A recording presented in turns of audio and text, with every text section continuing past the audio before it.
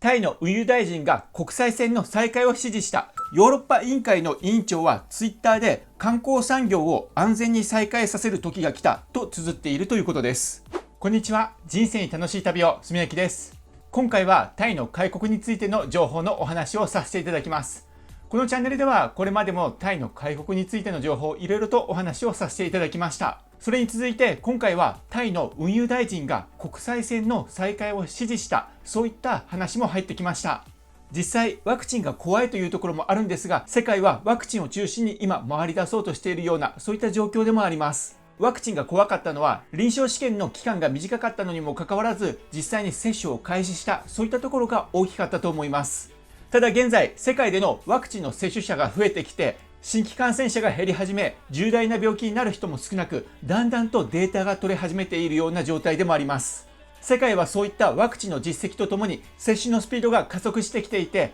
経済活動の再開へと向かっているような、そういった状況でもあります。そういったところから今回はまずは国際的な状況、夏へ向けて世界はどのように動いていこうとしているのか、そちらについてお伝えをします。そんな世界の流れを受けてタイでも7月にプーケットを開放、そして10月にはバンコクやチェンマイ、パタヤなどを開放、そして来年の1月にはタイ全面開放、そのような計画で動いております。そのためにもタイ国内でのワクチンの接種率、こちらが大切になってくると思うんですが、そちらも新しいニュースが入ってきましたのでお伝えさせていただきます。またタイ開国に向けてタイの運輸大臣が国際線の再開を指示した、そのような情報も入ってきました。そのことについてお伝えさせていただきます。そんな中気になるのが、日本ではワクチンはいつ打てるのか、そういったところになると思います。せっかく海外ではワクチンを打った人が入国できたりとか、制限が緩和されたりとか、そういったところがあるのにもかかわらず、ワクチンが打てなかったら何もできないというところにもなると思います。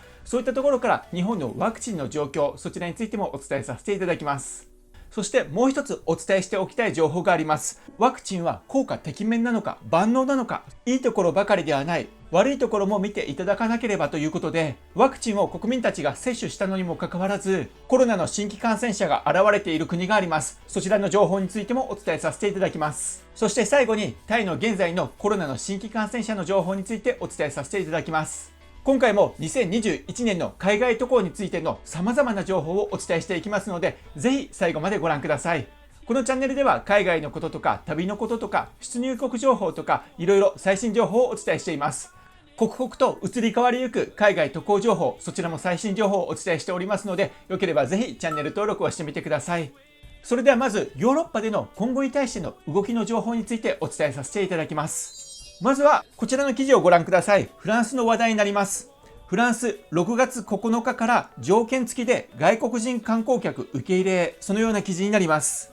フランス政府は4段階に分けて新型コロナウイルスに対する制限の緩和を行うことを発表しました。まず1段階目としてこちらはすでに実施されているんですが、5月3日に国内の移動制限が解除されました。そして5月19日には夜間外出禁止令の開始時間を21時に緩和します。合わせて美術館や映画館、劇場が入場制限付きでの営業を再開するほか、カフェやバー、レストランでは屋外でのテラス席での営業が可能になります。そして3段階目は6月9日、こちらは夜間外出禁止令の開始時間が23時からとなります。そして6月30日には完全に夜間外出禁止令が解除される見通しです。さらに6月9日からはワクチン接種した人、また免疫を証明する健康パス、それを持っている人はスタジアムや見本市、また大きなイベント最大5000人、こちらに参加できるようになります。そして外国人の入国に関してはこの6月9日からワクチンパスポートを保有する外国人観光客の入国も認められるということです。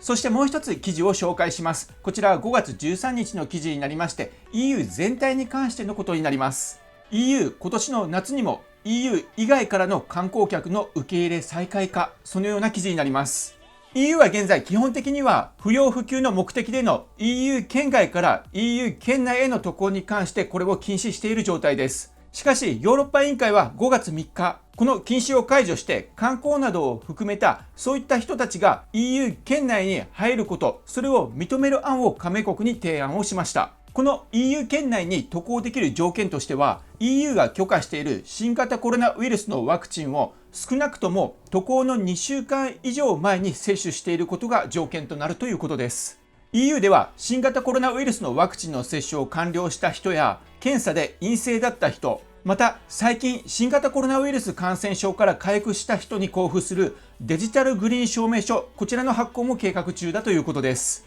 EU のヨーロッパ委員会の委員長はツイッターで観光産業を安全に再開させる時が来たと綴っているということです。5月4日の発表によると EU の人口の 25% 以上がすでにワクチンを1回以上接種したということです。今年の夏にはアメリカのワクチン接種した人が EU 圏内に入ることができる、そちらも認められるというような話も出ておりますので、だんだんと国際間の行き来が活発化していくんじゃないかと予想されます。そんな世界の流れを受け、タイでも開国に進んでいこうとしているわけなんですが、まずは現在のワクチンの状況について見ていこうと思います。まずはこちらの記事をご覧ください。ワクチン接種の不安を煽る虚偽情報に政府機関が法的措置、そのような記事になります。タイのデジタル経済社会省は新型コロナワクチンに関する虚偽情報を流布したとしてテレビ局の報道編集助手など3人を警察に訴えたということです。この虚偽情報に関してはうどんターニ出身の女性がワクチン接種後に様々な副反応が出たというような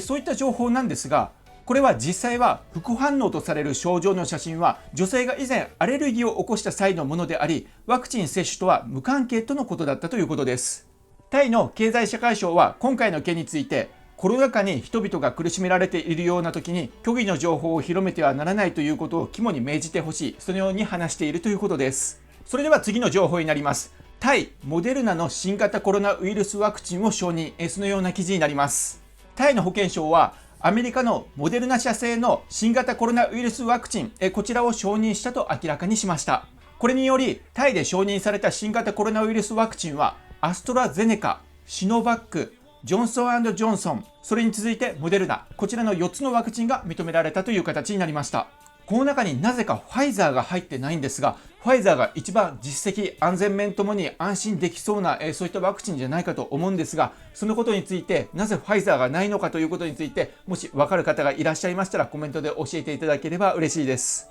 それでは次のニュースになります。5月12日のニュースなんですが、バンコクについてになります。バンコク都民の7割にワクチン接種、保健当局が目標を掲げる、そのような記事になります。タイ政府の新型コロナワクチン管理委員会によれば、この2ヶ月のうちにバンコク都民の約 70% にあたる約500万人にワクチンを接種する、そのことを目標として掲げることにしたということです。この2ヶ月のうちにということですので、7月の中旬くらいにはバンコク都民の 70% がワクチンの接種をする、そのような目標だということです。ものすごい早いペースですが、その目標のもとに進んでいけば7月の中旬、8月それくらいにはバンコク都民がある程度ワクチンを接種している、そのような形になると思います。そして10月のバンコク開放に向けて条件としてはバンコク都民が 70% ワクチンを接種する、そのようなところがありますので、それをクリアするということになるかと思います。そしてもう一つこのような情報が入ってきました。タイの国際線再開についての情報になります。タイの運輸大臣、2021年11月の国際線再開に向けて調整を指示、そのような記事になります。タイは2021年7月からワクチンの接種が済んでいる旅行者にプーケットを開放する予定です。さらに10月にはバンコクやその他の主要観光地、そして2022年1月にはタイ全国をワクチンを接種した旅行者に開放する予定です。それに向けてタイの運輸省の大臣は5月14日、タイ民間航空局に対して2021年11月の国際線再開に向けて関係者との調整を行うよう指示をしたということです。大臣によりますと、5月14日のタイ民間航空局幹部との会議にて、保健省や航空会社、空港運営会社と連携をして11月に予定通り国際線を運航できるようその準備をするように命じたということです。そのような形でタイはだんだんと開国に向けての動きを始めているようなそういうような感じだと思います。その中、7月に開放を予定しているプーケットではどのような動きがあるのか、そちらについてお伝えをさせていただきます。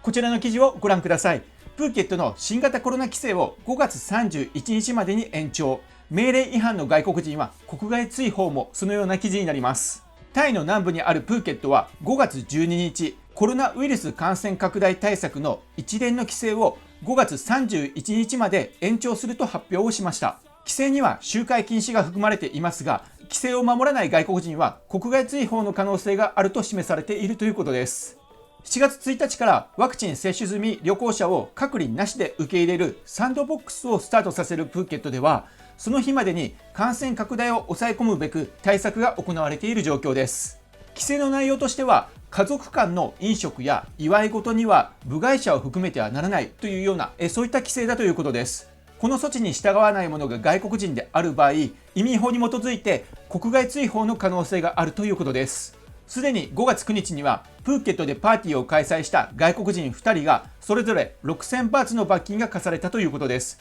今後は罰金では済まされず国外追放になる可能性がある、そのような記事でありました。プーケットでは現在7月1日から始まる外国人旅行者の受け入れのため、他県に先駆けて一般向けワクチン接種を行っている状況で、5月13日時点では県民の2割以上がワクチンの接種2回目を完了している状態だということです。そういった状況でもあるので、今後はワクチンを接種した人が世界でいろいろと移動しやすくなる、活動がしやすくなる、そういったところにもなると思うんですが、それでは実際我々がワクチンを接種できるのはいつなのか、そういったところがあると思います。そこで日本のワクチンの接種の状況、こちらを見ていきたいと思います。こちらの記事をご覧ください。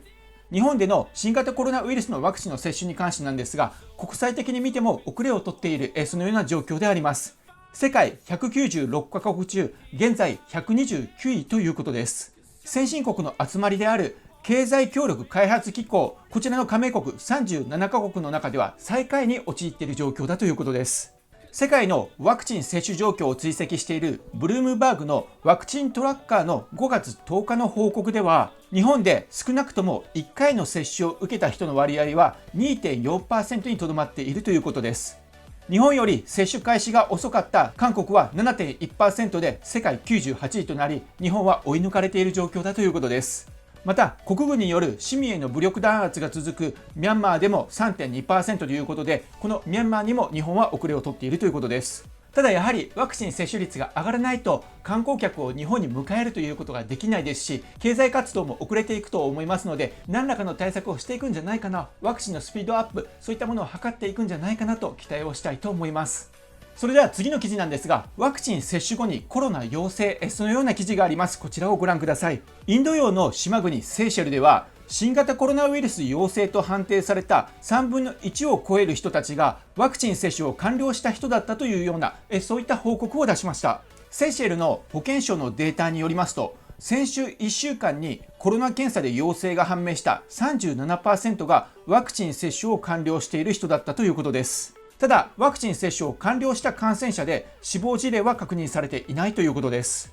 WHO によりますと、現在セーシェルの人口の約 60% が2回のワクチン接種を完了しており、そのワクチンを接種した人のうち 57% が中国製のシノファーム製ワクチンを接種している、43% がイギリス製のアストラゼネカ製ワクチンを接種しているということです。セーシェルの人口は10万人弱で、1日あたりの新規感染者数も500人以下と比較的少ないものの、 WHO は状況を注視しているということです。コロナウイルスに感染した人はアストラゼネカ製のワクチンなのか、それともシノファーム製のワクチンなのか、どちらを接種した人なのか、ワクチンに関してちょっと不安なそういったニュースでもあります。こちらのチャンネルでも様々な最新情報を分かり次第お伝えしていこうと思います。それでは次にタイでのコロナの新規感染者の情報についてお伝えさせていただきます。こちらはバンコクポストから5月14日の記事になります。5月14日、タイでは2256人の新規感染者が発見されました。そのうちバンコクでは最も多く1087人、その次がパトゥムターニーで157人、その次がノンタブリーで131人、そしてサムトプラカンで121人、チョンブリーで64人とそのように続いていきます。タイでは現在コロナの第3波が訪れている状況で、タイ政府もこの新規感染者を減らすこと、こちらを頑張っているところではあるんですが、まだ2000人台でそこまで減っていない、そのような状況であります。いかがでしたでしょうか。今回はワクチンについて、また開国についてのタイでの政策について、またヨーロッパでの夏に対しての経済活動再開の動きについてお伝えをさせていただきました。今後2021年夏秋にかけて、そして2022年の冬にかけて、だんだんと国際間の行き来が活発化してくることが予想されます。そのまま何事もなく、だんだんと海外の行き来が再開してくれればいいなと思います。こちらのチャンネルでもそういった最新の情報を追っていき、そしてお伝えをしていきたいと思います。いつもいいねやコメントいただきましてありがとうございます。これまでも海外情報いろいろとお伝えしてきましたが、これからも最新情報をお伝えしていこうと思いますので、これからもぜひよろしくお願いします。今回もこちらの動画ご視聴いただきましてありがとうございました。